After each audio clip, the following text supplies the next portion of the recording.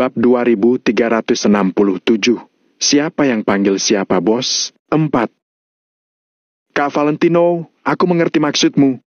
Jangan khawatir, aku pasti akan membuat mereka membayar harganya. Chris mendengus dengan sinis, lalu menggosok telapak tangannya sambil berkata, segera, para tentara yang dipimpin Jack pun sudah kembali. Sedangkan orang-orang dari kelompok tentara bayaran kecil itu ingin pergi bersama mereka. Tetapi ajudannya Jack sudah berbicara, jadi mereka tidak berani mengikuti lagi. Setelah beberapa saat, Jack dan yang lainnya sudah pergi dan hanya menyisakan 10 ribuan anggota kelompok tentara bayaran kecil itu. Ini. Pada saat ini, semua anggota kelompok tentara bayaran itu pun menjadi sangat ketakutan. Mereka bahkan sudah bisa memprediksi akhir dari riwayat mereka. Sekarang mereka mau pergi kemana? Awalnya mereka tinggal di kota kecil yang juga merupakan daerah wilayah barat. Sedangkan saat ini, mereka telah menyinggung Valentino, sang penguasa wilayah barat. Apakah masih ada tempat bagi mereka untuk tinggal di daerah wilayah barat ini? Memikirkan hal ini, semuanya langsung menoleh dan menatap Valentino dengan raut wajah sedih. Halo, kurasa kita mungkin perlu saling mengenal lagi. Ekspresi Valentino tampak penuh arti. Dia juga sedang memainkan pistol di tangannya. Kak Valentino, sebelumnya kami hanya bercanda denganmu. Ini hanya salah paham. Salah satu pemuda langsung tersenyum paksa sambil berkata pada Valentino. Salah paham? Kalau begitu pas sekali. Aku juga ada suatu kesalahpahaman yang mau kutunjukkan pada kalian. Valentino berkata sambil perlahan mengangkat lengannya. Shung! Ratusan ribu prajurit Maple Pavilion segera menarik baut senjata tanpa mengucapkan sepatah kata pun. Kamu, apa yang akan kamu lakukan? Tentara bayaran dari kota-kota kecil ini langsung kaget. Aku akan mengantar kalian ke suatu tempat. Valentino tersenyum dengan sinis dan langsung memberi perintah. Lari! Cepat lari! Mereka pun segera berlari ke belakang tanpa sadar. Menghadapi ratusan ribu prajurit Maple Pavilion, mereka sama sekali tidak berani bertempur. Kalau Jack dan yang lainnya ada di sana, mereka tentu saja tidak merasa takut. Akan tetapi, pada saat ini, hanya ada beberapa dari mereka yang tersisa. Tampaknya mereka tidak akan bertahan lama ketika bertempur dengan asosiasi Maple Pavilion. Siapapun yang berani lari, aku akan mengejar kalian dan membuat hidup kalian lebih buruk dari kematian. Akan tetapi, perkataan Valentino selanjutnya membuat mereka sontak terdiam. Mereka sungguh tidak berani meragukan trik asosiasi Maple Pavilion. Dulu ada hampir 600.000 bandit di wilayah barat. Sedangkan saat ini, hampir setengah dari mereka telah dibunuh oleh Valentino, sisanya pun hilang entah kemana. Mereka hanya berjumlah 10 ribuan orang, memangnya mereka bisa apa? Walau Valentino membiarkan mereka melarikan diri, mereka bisa melarikan diri kemana? Awalnya, mereka ingin berlindung kepada negara Amari, tapi sekarang negara Amari tidak bisa diandalkan lagi. Jadi, mereka yang bahkan tak punya KTP ini bisa melarikan diri kemana? Oleh karena itu, mereka pun ragu, tetapi mereka tidak berani terus berlari. Kak Valentino, kami sudah salah. Kak Valentino, ampuni kami. Dalam sekejap, mereka pun menjatuhkan senjata api mereka dan terus memohon pada Valentino. Sedangkan Valentino juga sama sekali tidak sungkan. Dia menyuruh prajuritnya pergi ke depan untuk mengumpulkan semua senjata api para tentara bayaran itu. Plak! Tiba-tiba, suara tamparan yang keras pun terdengar. Ternyata Chris sedang berdiri di depan seorang pria paruh baya. Dia sedang mencengkeram dagu pria paruh baya itu dengan satu tangan sambil menatapnya. Saat ini, sudah ada bekas tamparan di wajah paruh baya itu. Sorot matanya dipenuhi dengan rasa takut. Kalau aku tidak salah mengenali orang, barusan kamu yang memintaku memanggilmu bos, kan? Chris meletakkan telapak tangannya dengan perlahan, kemudian bertanya sambil mendengus dengan sinis. "Kak, aku sudah salah. Aku hanya sedang bercanda denganmu. Aku mana mungkin berani? Aku tidak berani. Aku tidak berani." Wajah pria paruh baya itu langsung memucat. Saat ini, dia ingin menampar dirinya sendiri. Padahal mereka jelas-jelas bisa tetap diam, tapi mereka tidak suka asosiasi Maple Pavilion menjadi penguasa wilayah barat. Jadi begitu mereka punya kesempatan, dia pun mulai menghina asosiasi Maple Pavilion. Namun, ketika dia sibuk menghina asosiasi Maple Pavilion tadi, dia tidak akan pernah menyangka bahwa situasi akan berubah begitu saja. Awalnya, mereka mengandalkan Jack dan yang lainnya, jadi mereka pun sok kuat. Akan tetapi, setelah Jack dan yang lainnya pergi, mereka langsung menjadi anak anjing yang ketakutan. "Siapa yang sedang bercanda denganmu? Apa aku sangat akrab denganmu?" Chris menampar pria paruh baya itu lagi dengan keras. Pria paruh baya itu terus ditampar. Selama ditampar, dia sama sekali tidak berani melawan. "Kamu sangat hebat, kan? Kamu masih ingin aku berlutut dan memanggilmu bos, kan? Kenapa? Bagaimana kalau aku berlutut kepadamu sekarang?" Setiap kali Chris mengatakan satu kalimat, dia pun menampar wajah pria paruh baya itu. Hanya dalam waktu yang singkat, wajah pria paruh baya itu sudah memerah dan bengkak. Akan tetapi, dia sama sekali tidak berani beralasan. Jadi, dia hanya bisa menutup wajahnya dan tidak mengatakan apapun. "Aku akan memanggilmu bos. Kenapa kamu tidak berani mengiyakannya?" Chris melangkah ke depan, lalu menendang pria paruh baya itu terhempas ke tanah. Kemudian, dia meraih kerah pria paruh baya itu dengan kedua tangan dan mengangkatnya ke atas lagi. "Siapa suruh mulutmu gatal?" Chris mengepalkan tinjunya dan meninju mulut pria paruh baya itu. "Bam!" Meski kekuatan Chris tidak bisa dibandingkan dengan Valentino, kekuatan Chris tetap jauh lebih kuat dari orang biasa dan sangat menakutkan. Dengan pukulan tanpa ampun ini, bibir pria paruh baya itu mengenai giginya. Bibirnya pun langsung robek dan berdarah. Darah segera mengalir dari sudut mulutnya, kelihatannya sangat menakutkan. "Kenapa kamu tidak bicara lagi? Rasakan! Siapa suruh kamu tidak bisa menjaga mulutmu?" Chris mengomel sambil mengayunkan tinjunya beberapa kali. Setiap pukulan itu menghantam mulut pria paruh baya itu dengan keras. Chris terus meninju sampai lebih dari 10 kali. Mulut pria paruh baya itu hampir hancur gara-gara Chris. Darah telah menutupi seluruh mulut pria paruh baya itu, membuatnya terlihat seperti vampir. "PVFT!" Pria paruh baya itu memuntahkan seteguk darah dan 3 gigi. Mulutnya bengkak dan terlihat sangat mengenaskan. "Tadi kamu suruh aku untuk tahu diri dan mengatakan aku bodoh, kan? Persetan denganmu. Hanya Kak Valentino dan Mario yang tahu kalau aku bodoh. Siapa yang menyuruhmu mengatakannya?" Chris mengayunkan tinjunya lagi, kemudian menghajar pria paruh baya itu sampai dia berteriak mengenaskan. Di sekitar, mereka hanya bisa terus mendengar jeritan paruh baya itu. Seolah-olah Chris sedang menjagal seekor sapi. Chris terus menghajarnya selama hampir 5 menit sebelum akhirnya perlahan berhenti. "Bagaimana? Kamu tidak mau kupanggil bos lagi?" Chris berjongkok sambil menyeka bercak darah di tangannya ke pakaian pria paruh baya itu. "Tidak berani, tidak berani. Aku tidak berani." Pria paruh baya itu terus melambaikan tangannya dan segera berkata dengan mulutnya yang sudah bengkak itu. "Lalu bukannya tadi kamu bilang kalau kamu akan membiarkanku melihat siapa yang akan panggil siapa bos? Sekarang coba kamu katakan padaku, siapa yang harus dipanggil bos?" Chris mengulurkan tangannya untuk menjambak rambut pria paruh baya itu, kemudian dia bertanya dengan nada bercanda.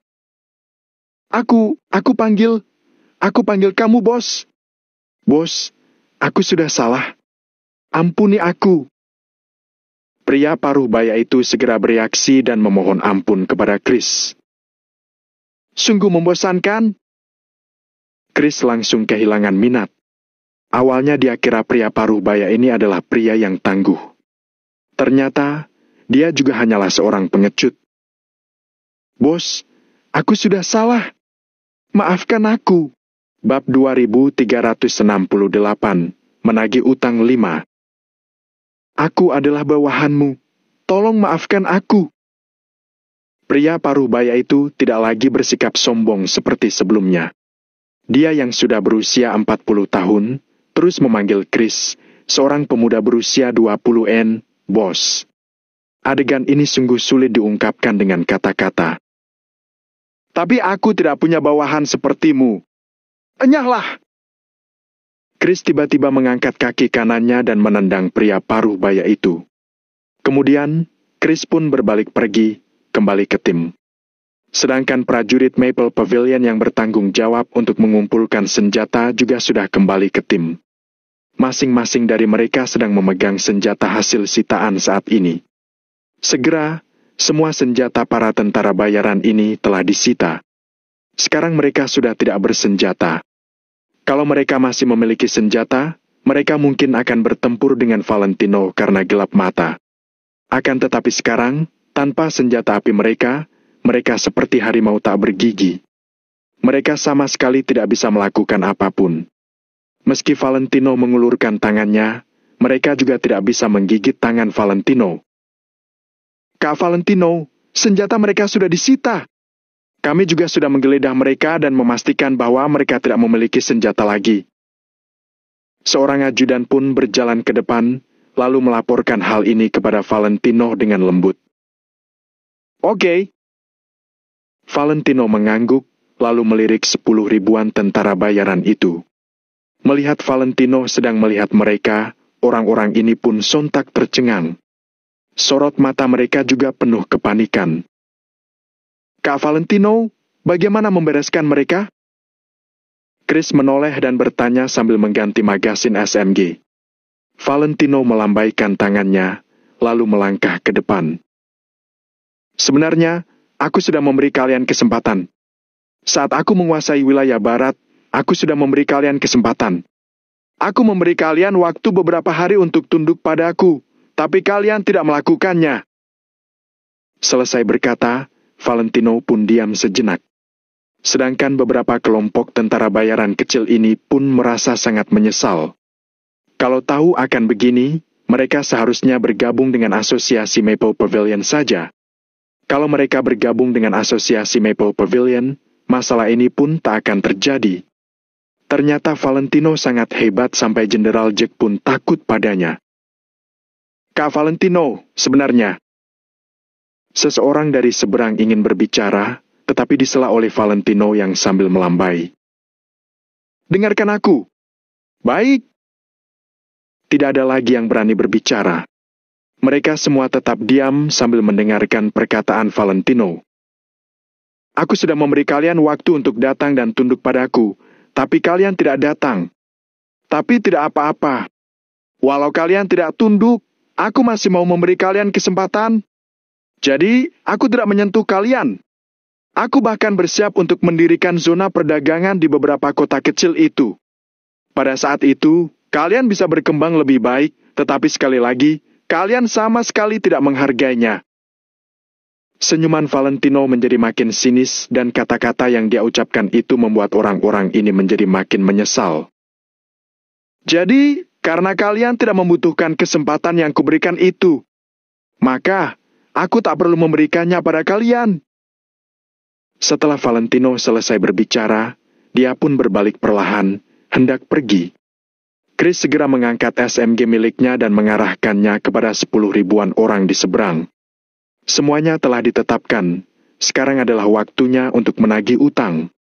Saat ini, 10 ribuan orang di seberang sudah tidak bersenjata, sedangkan Chris dan yang lainnya bersenjata lengkap.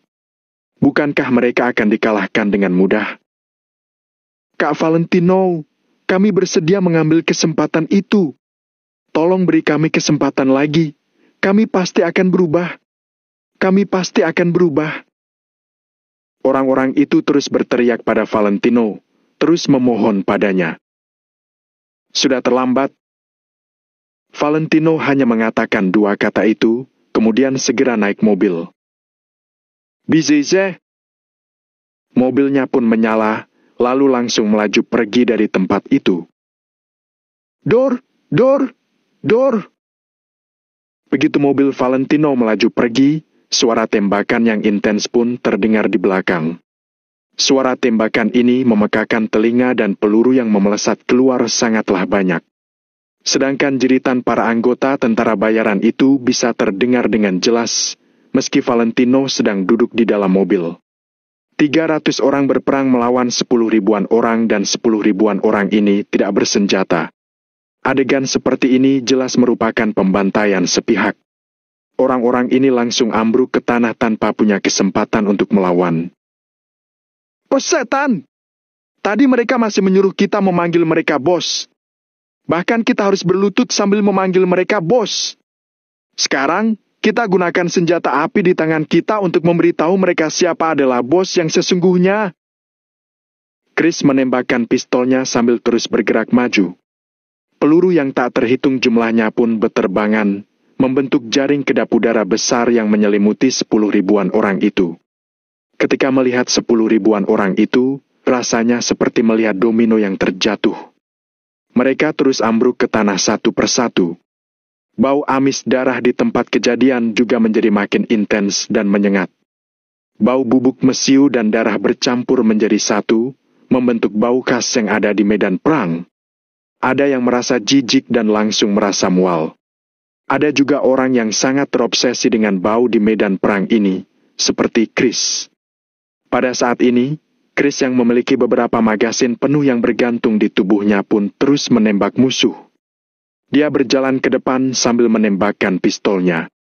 Siapapun yang memasuki jangkauan Chris pasti akan tertembak dan ambruk ke tanah. Bahkan ada banyak orang yang tertembak di dahi mereka pun langsung mati. Darah segar terus memercik dan mengenai tanah. Tanah pun langsung menjadi basah. Ketika seseorang menginjak tanahnya, itu tampak seperti lumpur yang dicampur cat merah. Bau amis darah menembus lubang hidung semua orang, membuat mereka mual. Pertempuran yang berlangsung kurang dari 5 menit itu pun selesai. Hanya 5 menit, ini karena banyak prajurit Maple Pavilion yang tidak menembak. Lagi pula, dengan begitu banyak orang berdiri bersama, mereka terlalu ramai. Kalau tidak dilakukan dengan baik, mereka hanya akan menyakiti teman sendiri tanpa sengaja. Oleh karena itu, hanya sejumlah kecil prajurit Maple Pavilion yang menembak musuh. Akan tetapi, meski hanya sekelompok kecil orang, para tentara bayaran ini juga tak punya kekuatan untuk melawan karena mereka tidak bersenjata. Peluru memenuhi tempat kejadian dan asap pun membubung ke langit. Sedangkan 10 ribuan anggota kelompok tentara bayaran itu, setengahnya dibunuh oleh Valentino. Selama pembantaian ini terjadi, memang ada beberapa orang yang melarikan diri, tapi Valentino tidak terlalu peduli. Kalau kabur, ya biarkan saja mereka. Chris terlalu malas untuk mengejar mereka. Meski ada beberapa yang kabur, itu juga tidak masalah. Mereka juga tidak akan bisa melakukan apapun. Oleh karena itu, Chris sama sekali tidak takut. Chris pun membunuh semua orang yang tersisa. Jumlah orang yang tewas mungkin setidaknya mencapai 6.000 orang. Dalam pertempuran ini, Asosiasi Maple Pavilion langsung kembali terkenal. Valentino sendirian kembali ke kamp dulu. Saat ini, pikirannya sangat berantakan. Dia harus menganalisis situasi sekarang dulu. Sebab, dia sama sekali tidak tahu apa yang dipikirkan negara Amari saat ini. Selain itu, apakah Jack bisa dipercaya? Lagi pula, hari ini adalah pertama kalinya dia dan Jack bertemu. Kalau mau sungguh mempercayainya, itu sudah pasti mustahil. Valentino pun mengernyit dan hendak duduk. Sebelum dia bisa minum air, ponselnya berdering. Valentino mengeluarkan ponselnya dan melihat bahwa itu adalah panggilan dari Julio. Haha! Valentino pun mencibir dan langsung menolak panggilannya. Bab 2369, Pedang Bermata 26. Sampai saat ini, dia masih belum menerima bantuan dari Julio. Waktu itu ketika Julio menasihati Valentino dan lainnya untuk tinggal, dia menepuk dadanya dan berjanji. Dia bahkan bersumpah tidak akan pernah membiarkan negara Amari macam-macam. Namun, hari ini negara Amari telah mengirim pasukan untuk menghancurkan asosiasi Maple Pavilion dan Julio sama sekali tidak memberi bantuan. Valentino tahu kalau Julio pasti sedang mengalami kesulitan. Akan tetapi, Valentino tidak ingin mendengarkan masalah Julio. Dia hanya tahu kalau Julio telah berjanji padanya, tapi dia belum menepati janjinya. Ini sudah cukup membuat Valentino merasa kesal dengan Julio.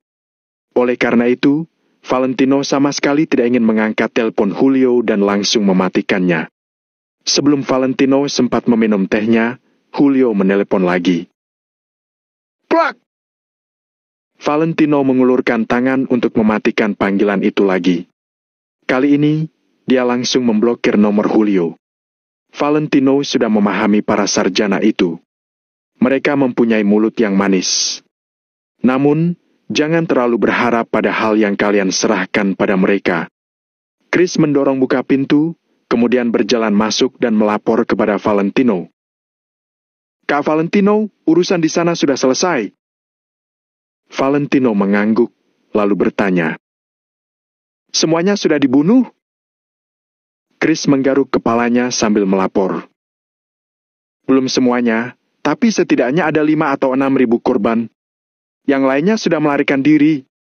Sebenarnya, aku bisa mengejar kalian, tapi tidak aku lakukan. Valentino tertawa, kemudian sengaja meledek Chris. Loh, bukankah kamu menyebut dirimu adalah tukang daging segitiga emas? Kalau ada orang yang menghinamu, kamu pasti akan membunuh mereka. Ada apa? Sekarang sudah berubah? Setelah Chris terdiam beberapa saat, dia berkata, bukan, aku hanya merasa itu tidak perlu. 6.000 orang terbunuh sudah cukup. Mereka semua adalah idiot, jadi biarkan saja. Selain itu, Kak Valentino, aku merasa sekarang kita sudah berbeda dari sebelumnya. Dulu di perbatasan, meskipun kita lumayan kuat, kekuatan kita tidak besar. Kita hanya bisa terus berjuang dan berkembang. Tapi sekarang, kita sudah memiliki pasukan besar dan berada di level yang berbeda. Bukankah kamu pernah memberitahu Mario ketika orang berada di level yang berbeda, cara mereka memandang sesuatu dan menghadapinya juga harus diubah? Sekarang aku merasa kita masih perlu membunuh orang, tapi kita juga perlu menaklukkan orang dengan sedikit kebajikan. Kita tidak boleh asal membunuh orang. Bagaimana menurutmu? Valentino menatap Chris dengan terkejut. Untuk memiliki kesadaran seperti itu, Chris benar-benar telah berkembang pesat. Kamu benar, memang seharusnya seperti itu. Sama seperti nenek moyang kita, mereka membuat peraturan untuk tidak membunuh tahanan. Selain dari karena orang-orang negara Nagon memang tidak suka membunuh, alasan lain adalah kita harus memberikan harapan kepada musuh. Harapannya adalah kalau musuh tahu dia tidak akan menang, dia akan menyerah dan tetap hidup. Tapi, kalau mereka tahu mereka akan tetap mati meskipun menyerah, mereka akan berjuang mati-matian dan menyebabkan lebih banyak korban. Valentino mengangguk dan menegaskan pikiran Chris. Ya, itu yang aku pikirkan. Kalau tidak, kedepannya tidak akan ada yang berani bergabung dengan kita. Lagi pula, dibandingkan dengan sebuah negara yang sebenarnya, kita memang masih terlalu lemah. Chris mengangguk, lalu juga duduk di kursi. Ya, ini masih karena kita belum cukup kuat. Ketika kita sudah cukup kuat dan dapat mengabaikan semua peraturan, kita tidak perlu menggunakan kebajikan untuk meyakinkan orang. Kita boleh membunuh mereka semua sesuka hati kita, karena ada pro dan kontra tidak membunuh tahanan. Pro-nya adalah ketika musuh merasa dia tidak bisa menang, dia akan langsung menyerah dan menjamin keselamatannya. Kontranya adalah musuh akan berpikir langsung menyerah karena dia tidak akan bisa menang. Lalu, kita juga tidak akan membunuhnya, jadi musuh pun tidak merasa takut. Sedangkan ketika kamu selalu membunuh orang, itu memang akan memberi kesan kekerasan. Tapi, apa kamu merasa orang-orang itu masih akan menyerang kita dengan mudah? Setelah Valentino selesai berbicara, Chris berpikir dengan saksama selama beberapa detik. Kemudian, dia menganggukkan kepalanya. Aku hanya bisa mengatakan segala hal memiliki dua sisi. Sebenarnya, banyak hal yang merupakan pedang bermata dua. Valentino menghela napas, lalu berkata, Jack menyuruh kita pergi dari tempat ini secepat mungkin. Kamu tidak perlu menyebarkan hal ini, tapi aku ingin bertanya bagaimana menurutmu? Valentino tentu sangat mempercayai Chris. Jadi, walaupun dia tidak memberitahu Zhao dan Rose tentang hal ini, dia tidak akan menyembunyikannya dari Chris. Chris tercengang, kemudian segera bertanya. Kak Valentino, ini syarat yang kalian bicarakan? Kalau kita mundur, dia dan bawahannya juga akan mundur. Pantas saja Jack bersama bawahannya mundur. Ternyata dia telah mencapai sebuah kesepakatan dengan Valentino. Valentino diam sejenak. Dia tidak berbicara dengan Jack tentang syarat itu. Namun, topiknya serupa. Lebih kurang seperti itu. Yang terpenting adalah kalau kita terus berada di sini, negara Amari mungkin akan lanjut mengutus orang untuk melawan kita. Valentino mengerutkan keningnya, kemudian dia mengulurkan tangan untuk memijit pelipisnya. Sebenarnya apa maksudnya? Dia langsung meninggalkan sekelompok prajurit bayaran itu? Aku terus merasa dia sengaja meninggalkan orang-orang itu untuk kita bunuh. Ujar Chris dengan bingung sambil menggaruk bagian belakang kepalanya. Ya. Valentino mengangguk. Jika Jack mengatakan yang sebenarnya kepada Valentino, maka perbuatannya ini memang untuk membalas kebaikan Tuan Besar Wijaya yang di masa lalu.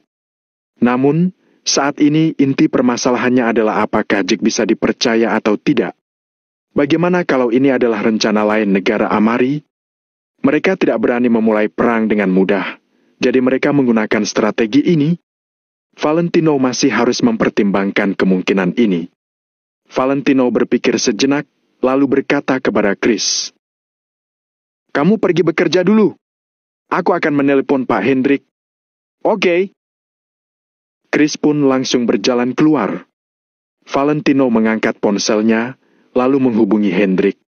Jika dulu Tuan Besar Wijaya benar-benar memiliki hubungan dengan ayahnya Jack, seharusnya Hendrik, ajudan Tuan Besar Wijaya, tahu tentang hal itu. Halo, Tuan Muda Valentino? Saat panggilan tersambung, terdengar suara Hendrik. Valentino mengangguk, lalu bertanya. Ini aku. Apa kamu sudah bertemu dengan Bibi Ruby? Sudah. Kami sedang dalam perjalanan pulang. Tapi, dia ada di mobil belakang. Apa Tuan Muda Valentino ada perlu dengannya? Tanya Hendrik. Tidak. Baguslah kalian sudah ketemu. Pak Hendrik, kamu langsung bawa dia ke wilayah perairan keluarga Wijaya. Kamu harus merawatnya dengan baik. Pesan Valentino kepada Hendrik dengan serius. Bab 2370, berbohong 7. Tenang saja, aku masih tahu cara membalas kebaikan. Menurutnya, itu mungkin hal kecil. Tapi kita tidak boleh melupakan kebaikannya. Hendrik juga merupakan orang yang mementingkan persahabatan, jadi tentu saja dia mendukung keputusan Valentino. Hanya saja, Tuan Muda Valentino, aku selalu merasa ada yang aneh dengan cara Ruby menatapku. Dia sudah tidak muda, kenapa dia masih tersipu saat melihatku? Aku benar-benar tidak mengerti. Saat mendengar ucapan Hendrik, akhirnya Valentino menyunggingkan seolah senyuman di bibirnya. Hal itu ditangani sendiri oleh Valentino, jadi sekarang dia merasa sangat lucu. Valentino pun merasa kasihan kepada Hendrik. Sepertinya seumur hidupnya dia tidak pernah berpacaran.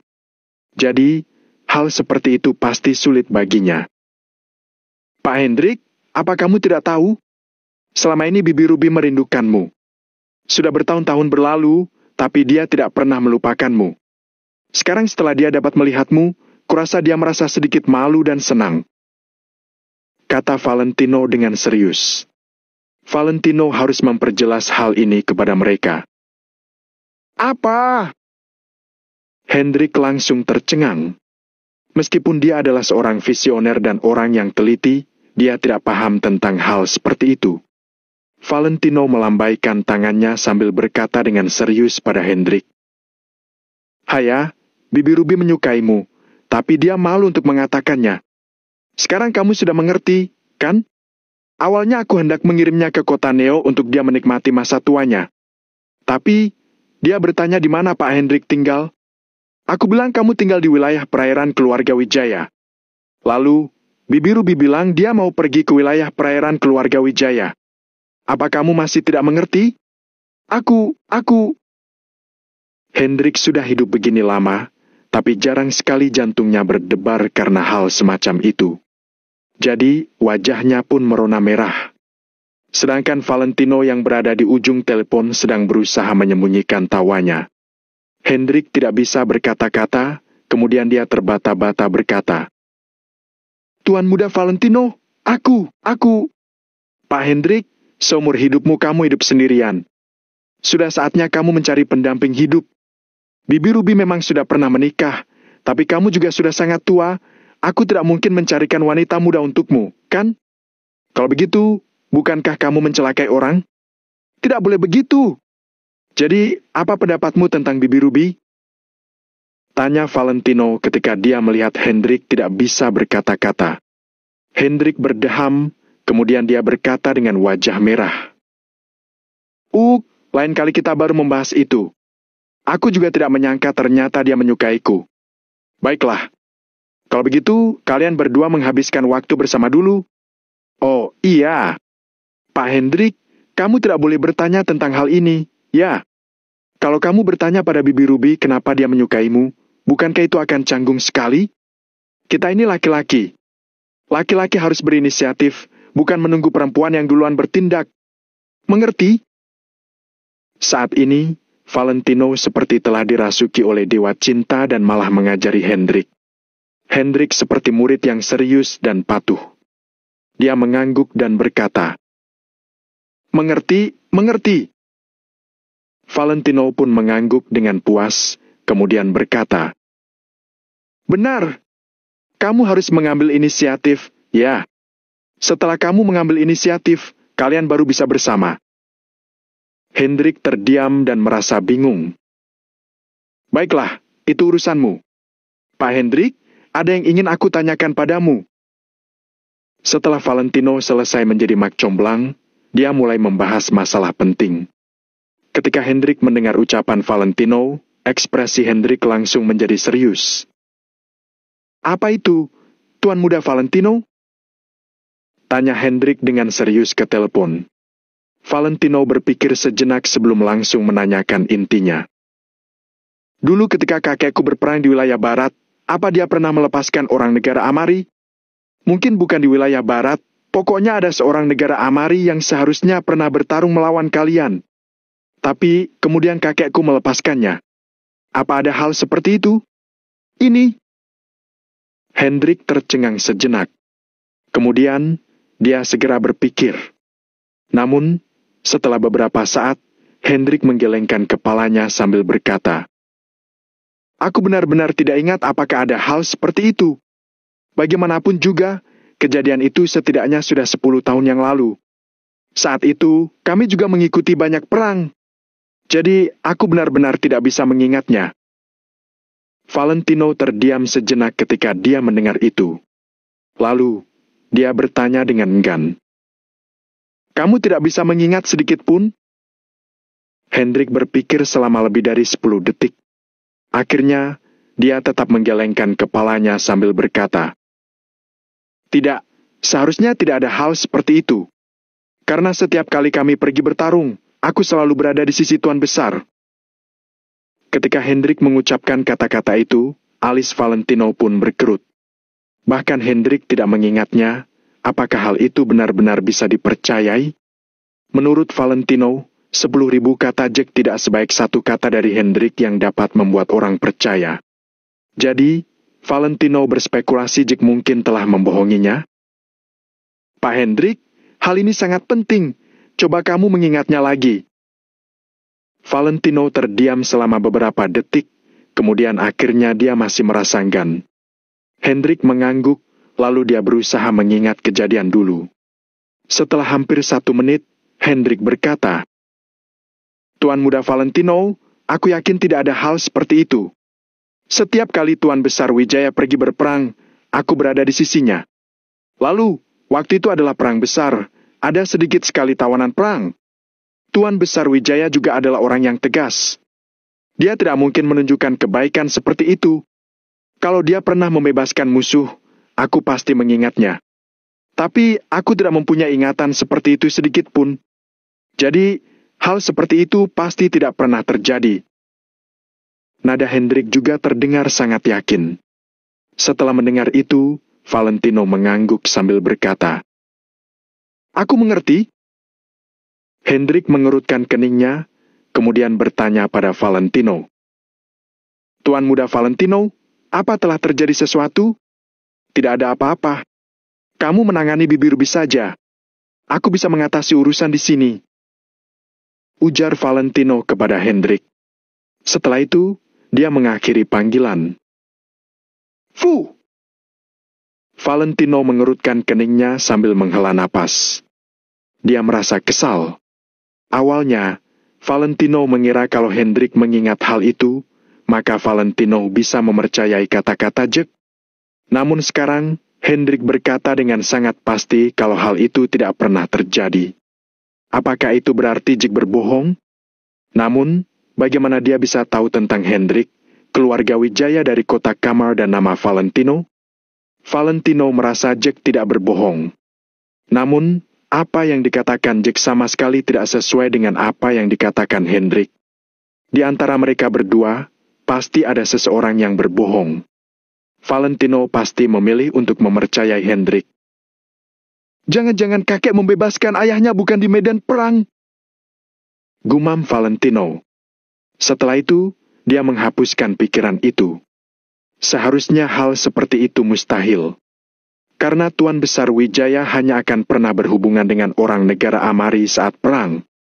Pada hari biasa, dia mana mungkin berhubungan dengan orang luar negeri? Saat kepala Valentino sedang merasa kacau, ponselnya berdering lagi. Valentino melirik layar ponselnya, lalu panggilan tersebut diangkat. Bab 2371, Aku Tidak Berani Bertaruh 8. "Valentino, kamu hebat, ya? Panggilanku tidak bisa masuk, tapi begitu aku mengganti nomor lain, panggilannya masuk." Begitu panggilan tersambung, terdengar teriak Julio dari ujung telepon. Valentino mengerutkan keningnya. Dia terlalu malas untuk menjelaskan kepada Julio. Valentino mengernyit sambil bertanya, "Apa yang kamu inginkan? Dengar-dengar, urusanmu di sana sudah selesai, jadi aku menelpon untuk bertanya padamu." "Terima kasih atas perhatianmu, Pak Julio. Kalau tidak ada hal lain lagi, aku menutup telepon dulu," kata Valentino dengan nada menyindir. Kemudian, dia hendak mengakhiri panggilan. Julio buru-buru berteriak untuk bertanya pada Valentino. "Valentino, aku ingin bertanya kenapa Jack dan yang lainnya mundur. Apa kalian telah mencapai semacam kesepakatan?" Valentino mendengus, lalu bertanya pada Julio. "Apa hubungannya hal ini denganmu? Aku sendiri yang telah menyelesaikan masalah itu. Mengenai bagaimana aku menyelesaikannya, orang lain tidak berhak bertanya, kan? Selain itu, apa aku memiliki kesepakatan dengannya atau tidak, itu tidak ada kaitannya denganmu. Semua yang aku lakukan adalah untuk melindungi diriku sendiri karena aku belum ingin mati. Mengerti?" Julio terdiam sejenak, setelah itu berkata, "Pertama-tama, yang ingin aku katakan padamu adalah negara Nagon pasti tidak akan meninggalkan kalian semua. Bala bantuan kami mungkin akan terlambat, tapi kami pasti akan hadir. Kamu harus percaya. Aku telah mengabari orang itu tentang masalah ini. Seharusnya kamu paham apa maksudnya." Setelah mendengar ucapan Julio, sikap Valentino memang berubah sedikit. Orang negara Nagon itu, orang yang berkuasa. Tindakan Julio benar-benar tidak bisa mewakilinya. Jika orang itu ikut campur, masalah ini mungkin akan ada sedikit perubahan. Valentino diam untuk beberapa saat, tapi akhirnya dia mengatakan yang sebenarnya pada Julio. "Dia punya hubungan dengan keluarga Wijaya, jadi dia melepaskanku. Tapi, dia menyarankanku segera membawa orang keluar dari sini. Negara Amari mungkin akan menyerangku sekali lagi." Semua ini hanya untuk menunjukkan kehormatannya kepada orang itu.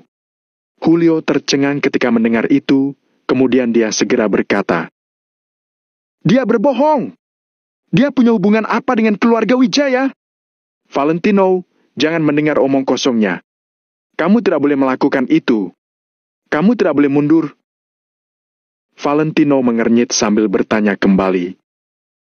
Bagaimana kamu tahu kalau dia berbohong? Julio bertanya dengan tak berdaya. Valentino, kamu bahkan tidak menyadarinya. Tujuan mereka adalah membuatmu mundur. Sekarang, beritahu aku apa yang telah kalian bicarakan. Valentino pun menceritakan percakapannya dengan Jack kepada Julio. Aku sudah mengerti. Setelah mendengarkan perkataan Valentino, Julio berkata, pada akhirnya, mereka masih ingin menjajah wilayah barat tanpa terjadi pertumpahan darah. Jadi, dia membawa orangnya kemari dulu dengan heboh untuk menakutimu. Setelah itu, dia mencari alasan. Dia tidak akan mengorbankan satupun prajuritnya agar kamu mundur. Dia bahkan akan membuatmu merasa bersyukur padanya karena dia tidak membunuh orang. Valentino, apa kamu sudah paham? Julio berbicara dengan sangat serius dan terdengar masuk akal. Kemungkinan besar Jack dan negara Amari sedang berakting bersama. Tujuan mereka adalah agar Valentino mundur dan menyerahkan wilayah barat. Karena mereka mungkin tidak berani memulai perang dengan mudah. Selain itu juga melanggar hukum. Valentino pun terdiam. Kini dia merasa agak bimbang. Julio menghela napas, lalu berkata pada Valentino lagi. Valentino, kamu harus paham betapa pentingnya wilayah barat. Negara Amari pasti akan mencoba segala cara untuk mengambil tempat ini. Bagaimana mungkin Jack tidak tahu namamu? Mungkin mereka sudah menyelidiki semua informasimu, jadi mereka berakting di depanmu. Mereka ingin membuatmu merasa Jack melakukannya untuk kebaikanmu sendiri. Lalu, setelah kamu mundur sesuai dengan sarannya, kamu telah menyerahkan wilayah barat kepada mereka. Valentino, kamu tidak boleh tertipu. Tapi aku tidak berani bertaruh. Bagaimana kalau negara Amari benar-benar mengirim pasukan lagi? Aku sedang mempertaruhkan nyawa semua prajuritku. Tidak ada keuntungan sedikit pun dalam masalah ini, kamu juga tidak bisa memberiku jaminan apapun. Jadi, aku tidak berani berjudi dan aku tidak ingin berjudi. Ujar Valentino dengan sangat lugas. Julio pun segera meninggikan suaranya. Dia berkata dengan serius. Siapa bilang tidak ada jaminan?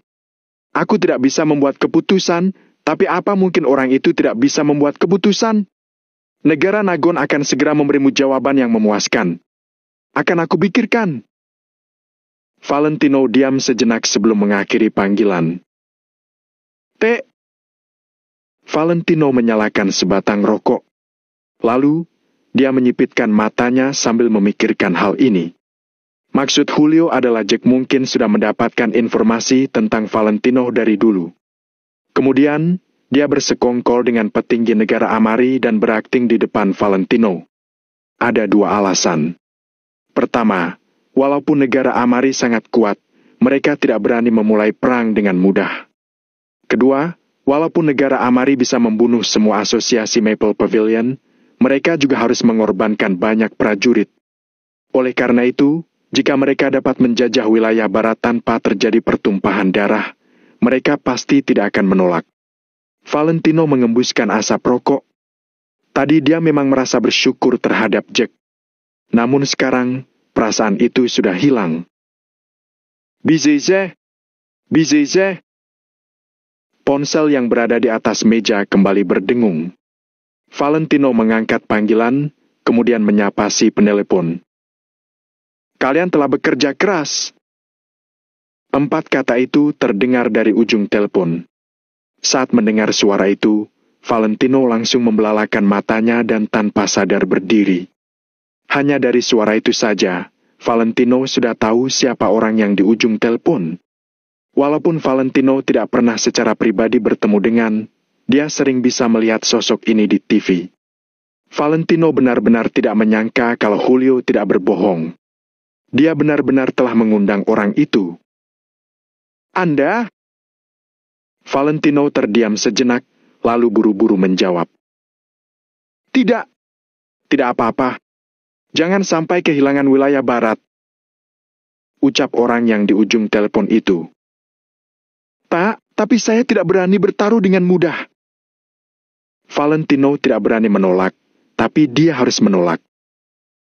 Selama ada aku, negara Nagon adalah dukungan kalian. Saat mendengar kata-kata yang sangat tenang itu, Valentino langsung merasa lega. Dia mungkin tidak mempercayai Julio, tapi dia harus mempercayai orang ini. Baik. Valentino langsung mengangguk. Merupakan berkah besar bagi negara Nagon untuk memilikimu dan kalian. Mau kalian sukses atau gagal, kalian semua telah berkontribusi besar. Aku tunggu kabar baik kalian. Setelah orang itu selesai berbicara, dia menutup telepon. Valentino mengembuskan napas panjang, kemudian perlahan-lahan duduk di kursi. Setelah panggilan itu, Valentino sudah membuat keputusannya. Dia akan tetap tinggal di wilayah barat dan tidak mundur. Karena orang itu sudah berjanji, Valentino pun menjadi sangat percaya diri. Pada saat yang sama, di suatu markas yurisdiksi negara Amari, di dalam sebuah ruangan, Jack berdiri tegak sambil menghadap seorang pria tua yang sedang duduk di balik mejanya. Pria tua itu mengenakan seragam militer dan sedang membolak-balik sebuah dokumen. Bab 2372, bertindak sesuai situasi. Ruangan itu sangat hening. Hanya suara pria tua itu membolak-balik dokumen yang terdengar. Saat ini, Jack yang memiliki status sangat tinggi di ketentaraan sedang berdiri tegap dengan ekspresi hormat dan kagum. Aku tidak puas dengan hasilnya. Petinggi juga sangat tidak puas. Pria tua itu mengangkat kepalanya untuk menatap Jack. Sorot matanya terlihat tenang, tapi ia mengandung aura yang pekat. Itu pun membuat Jack tidak berani menatapnya. Jack menundukkan kepalanya sedikit, lalu menjawab. Iya. Pria tua itu menutup dokumen di tangannya, kemudian menatap Jack sambil bertanya. Jenderal Jack yang telah memenangkan 100 pertempuran malah dikalahkan oleh pasukan perbatasan belaka. Aku ingin tahu apa yang telah terjadi. Sekarang, dia memang sangat marah. Tujuan negara Amari mengirim orang jelas bukan hanya untuk menakut-nakuti Valentino. Mereka benar-benar ingin sepenuhnya menekan asosiasi Maple Pavilion. Akan tetapi, sekarang hasil Jack malah seperti ini. Jack terdiam beberapa detik, lalu menjawab. Ada sedikit masalah. Masalah apa? Ketika kamu memimpin prajuritmu ke sana, petinggi memberimu dua pilihan. Pertama, bawa kembali ketua asosiasi Maple Pavilion hidup-hidup karena kedepannya dia mungkin berguna. Kedua, langsung berperang dan membunuh seluruh asosiasi Maple Pavilion. Terus terang, dua pilihan ini adalah bertarung atau tidak. Apakah itu sangat sulit dilakukan? Pria tua itu mengernyit sambil berbicara dengan nada yang tenang. Jack diam sejenak, lalu menjawab dengan jujur. Tidak sulit. Karena tidak sulit, kenapa kamu tidak membuat pilihan apapun? Kamu tidak hanya tidak membawa ketuanya kembali, tapi kamu juga membiarkan asosiasi Maple Pavilion lanjut ada. Katakan padaku, pilihan apa yang kamu ambil? Pria tua itu berdiri sambil menopang kedua tangannya di atas meja. Sorot matanya tampak sangat sinis. Pria tua itu menopang kedua tangannya di atas meja sambil mencondongkan tubuhnya ke depan. Dia menatap Jack sambil berkata, Aku butuh penjelasan. Negara Amari juga butuh penjelasan. Jenderal Jack, sebaiknya kamu berpikir sebelum menjawab. Jack terdiam selama lebih dari 10 detik, kemudian dia baru membuka mulutnya untuk menjelaskan. Itu karena kami ada masalah dengan kelompok prajurit bayaran dari kota-kota kecil yang telah ditaklukkan oleh negara Amari. Ketika aku mau memberi perintah memulai perang, orang-orang itu malah ingin menembak kami. Aku rasa orang-orang itu pasti sudah disuap oleh asosiasi Maple Pavilion, jadi mereka membelot dan menembak kami. Saat itu situasinya sangat kacau. Pasukan di belakangku bahkan tampak lebih kacau. Untuk mencegah asosiasi Maple Pavilion menyerang kami dalam kekacauan, aku tidak punya pilihan selain memerintah pasukanku untuk mundur. Ketika Jack mengatakan itu, nadanya terdengar sangat serius sehingga tidak ada yang bisa merasakan ada yang aneh. Pria tua itu menyipitkan matanya ketika dia mendengar ucapan Jack. Dia diam selama 2 detik sebelum bertanya. Maksudmu, kelompok pasukan bayaran yang telah ditaklukkan oleh kami membelot dan mengarahkan senjata mereka padamu? Benar, ucap Jack sembari mengangguk. Lagi pula, seharusnya kelompok prajurit bayaran dari kota itu sudah dibunuh oleh asosiasi Maple Pavilion. Jadi, tidak akan ada bukti. Apa yang Jack katakan adalah apa adanya. Mengenai bawahannya, Jack secara alami akan mengatur mereka. Walaupun ada orang yang tidak bekerja sama, saat itu ada 200.000 orang di belakang Jack dan perang tersebut terjadi di area yang begitu luas. Wajar saja jika terjadi kekacauan di area tertentu dan orang lain tidak menyadarinya, kan? Jadi, Jack tidak panik sama sekali. Setelah mendengarkan laporan Jack, pria tua itu bergumam pada dirinya sendiri dengan bingung. Apa mereka bodoh? Berani-beraninya mereka menyerang negara Amari. Jack tidak mengatakan apa-apa. Dia tahu kalau dia berbicara terlalu banyak, dia akan tampak mencurigakan. Jadi, dia tidak bersuara pada waktu yang tepat. Lalu, banyak dari mereka adalah orang negara Amari. Hanya saja, karena berbagai alasan, mereka terpaksa meninggalkan negara Amari dan berkeliaran di luar. Sekarang mereka sudah punya kesempatan untuk kembali, tapi mereka malah tidak tahu cara menghargainya. Ucap pria tua itu pada dirinya sendiri dengan sangat kebingungan. Sekarang, dia tidak akan curiga kalau Jack berbohong. Lagi pula, dia tidak akan pernah menduga Jack memiliki hubungan dengan asosiasi Maple Pavilion. Melihat pria tua itu kebingungan, Jack pun berkata, "Sepertinya, maksud mereka adalah mereka tidak ingin menjadi umpan meriam dan pesuruh kita." Ini untuk menuntun pemikiran pria tua itu ke arah tertentu. Pria tua itu tercengang selama beberapa detik, lalu dia melambaikan tangannya sambil berkata dengan cuek. "Begitukah? Kalau memang begitu, itu bisa dimengerti. Negara Amari memang hanya menganggap mereka sebagai umpan meriam." Melihat sudah hampir waktunya, Jack pun menjelaskan lagi. "Seharusnya kamu tahu betapa berbahaya memiliki kekacauan seperti itu di belakang. Bawahanku tidak berani menembak sesuka hati mereka karena itu mudah melukai rekan mereka sendiri. Ada kekacauan di belakang dan kalau asosiasi Maple Pavilion memanfaatkan itu untuk menyerang, konsekuensinya makin tidak bisa dibayangkan. Jadi, aku hanya bisa memerintah bawahanku dengan gun untuk mundur dulu." Pria tua itu mengangguk. Dia juga telah mengikuti banyak perang, jadi dia tentu mengerti harus menyelesaikan konflik internal sebelum menangani konflik eksternal dulu. Jika ada konflik internal, lanjut bertempur itu tidak mungkin. Jadi, jika situasi sungguh seperti yang dikatakan Jack, dia tidak bersalah. Namun, bukan berarti Jack tidak akan dihukum. Pria tua itu menatap Jack, lalu berkata, "Para petinggi tidak perlu tahu prosesmu. Mereka hanya peduli apakah hasilmu memuaskan mereka. Kamu mengerti, kan?" Jack langsung berdiri tegak, kemudian mengangguk dan menjawab, "Aku mengerti." Karena dia memutuskan melepaskan Valentino, tentu saja dia sudah siap untuk menghadapi hukuman. Pukul 5 sore. Dataran wilayah barat. Di kamp asosiasi Maple Pavilion. Semenjak Valentino selesai bertelepon dengan orang itu, dia membuat banyak pengaturan. Singkat cerita, wilayah barat tidak boleh diserahkan. Orang itu bahkan sudah muncul. Kalau Valentino masih menolak, dia benar-benar bodoh. Chris dan lainnya tentu saja sepenuhnya mendukung keputusan Valentino. Menjelang malam, Valentino dan Chris berjalan di sekitar kamp sambil melihat medan sekitar. "Kak Valentino, aku sudah seharian ini memikirkannya. Tapi aku masih tidak mengerti sebenarnya apa maksud Jack." Chris berjalan di belakang Valentino. Dia memegang pisau sambil memotong semua rumput liar di jalan. Valentino menggelengkan kepalanya, lalu dia juga berkata dengan nada tidak berdaya, "Aku juga tidak mengerti. Kalau dia melakukannya untuk kebaikan kita, itu juga tidak masuk akal. Kalau dia melakukannya bukan untuk kebaikan kita, dia bisa memperlakukan prajurit-prajurit bayaran itu sebagai umpan meriam. Tapi, dia malah menyerahkan mereka untuk kita bunuh. Aku benar-benar tidak mengerti sekarang dia berpihak pada siapa." Chris memotong semua rumput liar di depannya, lalu dia berbalik untuk melihat Valentino. Siapa yang tahu? Kita hanya bisa bertindak sesuai situasi.